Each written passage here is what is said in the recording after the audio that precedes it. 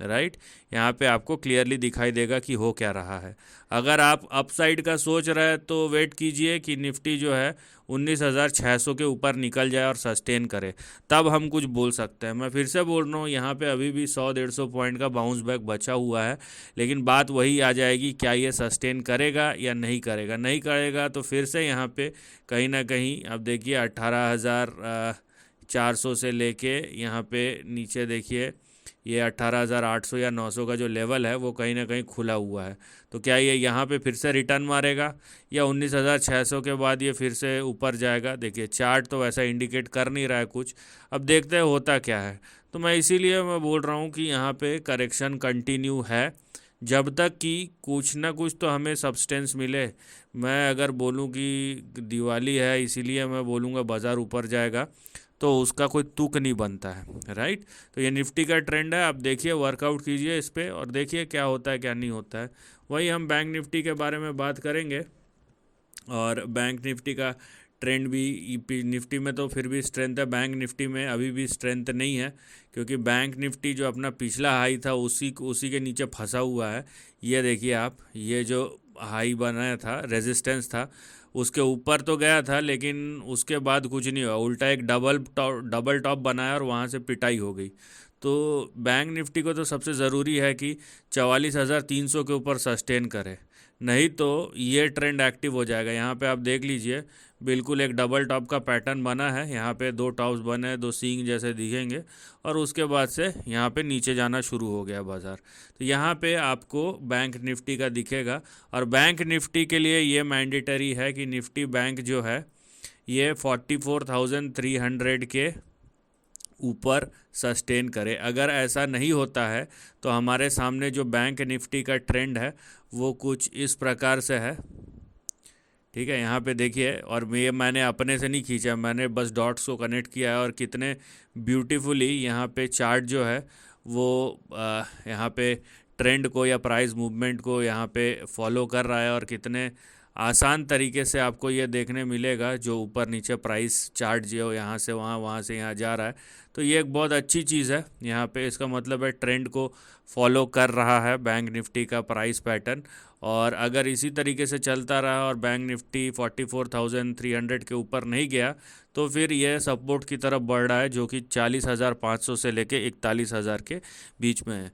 Now आपको एक बात जो समझनी बहुत ज़रूरी है कि निफ्टी और बैंक निफ्टी में जो भी हो रहा है, ठीक है, अगर मैं बोलूँ कि करेक्शन भी हो रहा है, पिछले 6 महीने का या 1 साल का देखेंगे तो निफ्टी फ्लैट है।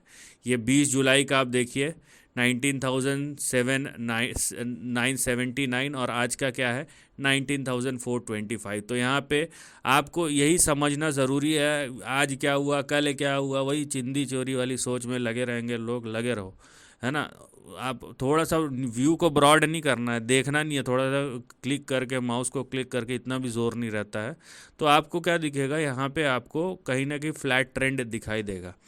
इसका मतलब क्या है, चाहे वो शॉर्ट टर्म में भी हो या लॉन्ग टर्म में भी हो, बाज़ार में जो भी हो रहा है, चाहे बैंक निफ्टी में हो या निफ्टी में हो, अगर आपको ये करेक्शन लग रहा है तो ठीक है, लेकिन मुझे करेक्शन नहीं लग रहा है, क्योंकि अब देखिए यहाँ से नीचे भी आएगा तो ये 6%, ठीक है। और अगर मैं निफ्टी का भी आपको चार्ट दिखाऊं, यहाँ पे निफ्टी का भी चार्ट दिखाऊं, तो करंट प्राइस से अगर यहाँ से यहाँ भी आता है तो 5%। अब 5% को करेक्शन बोलना आज के डेट में, 5% का मूव आपको 5 मिनट में मिल सकता है अगर बाज़ार में मोमेंटम है, तो मैं उसको करेक्शन किस तरीके से बोलूँ। दूसरी बात यह है, जो भी हो रहा है ना इंडेक्स में, आप उसको इंडेक्स तक ही रखिए। आपको ये सोचने की भी ज़रूरत नहीं है कि बाज़ार उससे गिर जाएगा, क्योंकि हर सेक्टर का अलग अलग फ्लेवर है। आज एक सेक्टर चल रहा है, कल 2 सेक्टर चल रहा है, और ये जिस टाइप का करेक्शन है ना, ये डिस्प्ले कर रहा है स्ट्रेंथ को। अगर बाज़ार में वीकनेस होता सब एक साथ गिरना शुरू हो जाते, लेकिन वैसा नहीं है, सेक्टर शिफ्टिंग हो रहा है, कभी कुछ शेयर चल रहा है, कभी कुछ शेयर चल रहे हैं, और बाज़ार मीनवाइल जो है ना धीरे धीरे धीरे धीरे अपने आप को मैनेज कर रहा है एक दायरे के अंदर। तो इसी को स्ट्रेंथ बोलते हैं कि जब बाज़ार बढ़ रहा है तो सब कुछ बढ़ रहा है, लेकिन जब बाज़ार गिर रहा है तो एक बार में सब कुछ नहीं गिर रहा है, एक लिमिट में गिर रहा है, लेकिन एक के बाद एक स्लॉट के बाद एक स्लॉट गिर रहा है, ताकि ये समझ में ना आए। आप यही चीज़ देखिए, बाज़ार में गिरावट किसको बोलते हैं और किसको नहीं बोलते हैं, ये भी एक चीज़ है जो समझने की ज़रूरत है, ठीक है। यहाँ पे बीच बीच में आके बोलना या ऐसा हो गया ना वैसा हो गया, वो सब चीज़ करने की ज़रूरत नहीं है। जितना ज़रूरत है उतना देखिए, उतना कीजिए।